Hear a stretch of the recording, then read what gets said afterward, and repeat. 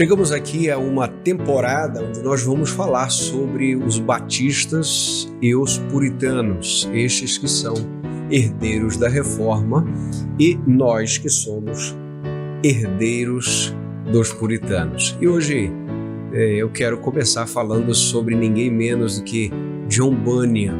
John Bunyan, um homem extremamente conhecido em sua época, mas em todo o restante da história até hoje. John Bunyan nasceu em 28 de novembro de 1628 em Bedford, e ele foi filho de um pobre latoeiro, Thomas. Sua mãe chamava-se Margaret.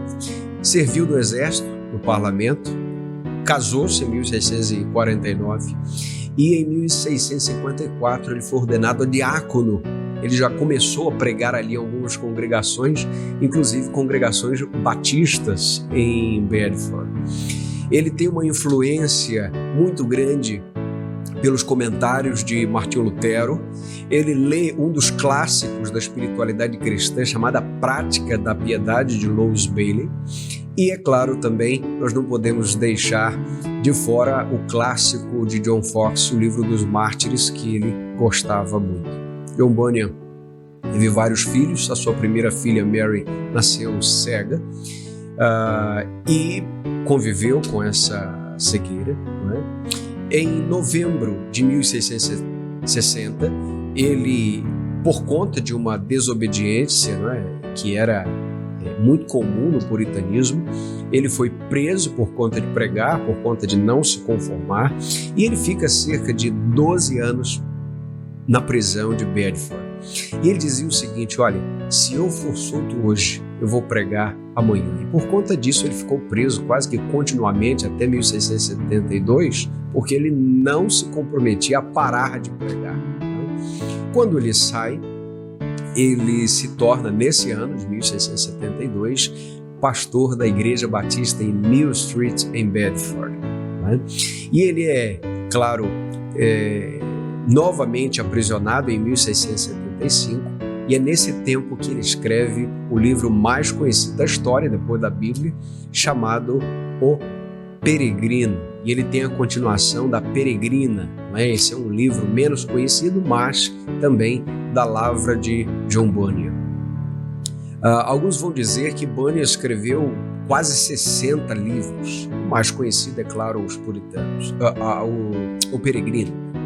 A popularidade de Bunyan, inclusive, era maior fora da Inglaterra, por exemplo, Escócia, Estados Unidos, do que na própria Inglaterra. Ele tem um estilo muito claro, muito acessível, não é? Um estilo alegórico, inclusive, não é? As alegorias de Bunyan, elas sempre apontavam para a luta do servo de Deus contra as hostes do inimigo.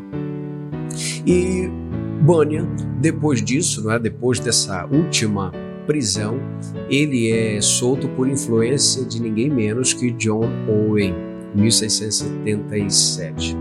E quando ele pregava em Londres, durante a semana, por exemplo, cerca de 1.200 pessoas iam ouvir John Bunyan. E aos domingos, cerca de 3.000 pessoas ouvindo aquele pobre latoeiro.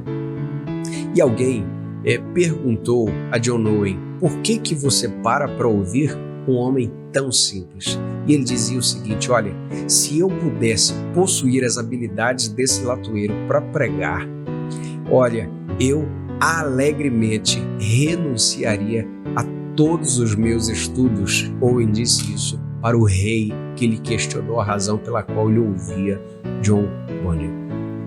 Em 1688, ele profere o seu último sermão, em João capítulo 1, versículo 13, e insta aos crentes a viverem diante de Deus, olhando-o como Pai em seu rosto. Em 31 de agosto de 1688, ele morre aos 60 anos, e depois de uma febre muito grave que ele é acometido, e as suas últimas palavras foram para o seu Senhor. Ele disse: toma-me, pois venho a ti.